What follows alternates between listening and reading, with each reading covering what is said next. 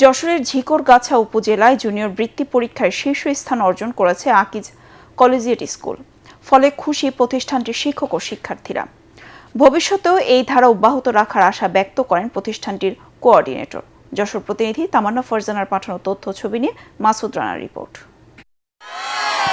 25 ফেব্রুয়ারি দেশব্যাপী জুনিয়র বৃত্তি পরীক্ষার ফলাফল প্রকাশিত হয়।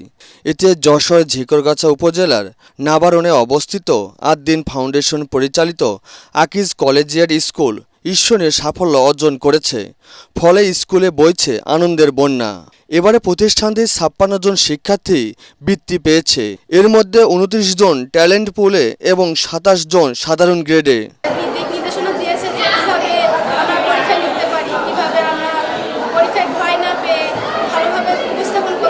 আমি অষ্টম শ্রেণীতে 2025 সালে ট্যালেন্ট পুলে বৃত্তি পেয়েছি। আমার অনুভূতি খুবই ভালো। ছাত্রীর অবদান সব থেকে বেশি। আমি নিয়মিত ক্লাসে আসতাম, স্যাররা অনেক ভালো করে পড়াতেন। তা সেটাই মূল কারণ আমার ভালো রেজাল্ট করার। তার পিছনে আমার নিজস্ব অনেক প্রচেষ্টা ছিল, আবার আমার বাবা মা অনেক সাপোর্ট করতেন। প্রতিবার যে একটা কম্পিটিশন থাকে, সব স্কুল থেকে বেস্ট স্টুডেন্ট আসলে যায়, সেক্ষেত্রে ওখানে কম্পিটিশন অনেক বেশি, সেক্ষেত্রে প্রিপারেশনও সেরকম অনেক বেশি নিতে হয়। আমরা ক্লাস থেকে যতটুকু পেয়েছি, বাসায় যতটুকু করেছি, আল্লাহর রহমতে সেটাকে আমাদের জন্য এনাফ ছিল, আমরা পেরেছি। প্রতিষ্ঠানটির কোঅর্ডিনেটর রবিউল হক বলেন, শৃঙ্খলার মধ্যে শিক্ষা কার্যক্রম পরিচালনার ফলেই ধারাবাহিকভাবে ভালো ফলাফল সম্ভব হয়েছে। ধারাবাহিকতা ফলাফলে এটা অব্যাহত থাকবে এবং আমাদের প্রিন্সিপাল সহ সকল শিক্ষকদের যে তাদের প্রচেষ্টার ফলে এটা হয়েছে। এই ফলাফল আসলে টিম রেজাল্ট।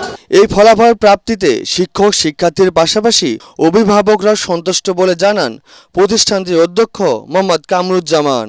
আমাদের শিক্ষার্থীরা তারা পরিশ্রম করেছে, আমাদের শিক্ষকরা তারা পরিশ্রম করে শিক্ষার্থীদের তৈরি করেছে এবং অভিভাবকরা আমাদের সহযোগিতা করেছে, যার ফলে এই অর্জনটি সম্ভব হয়েছে।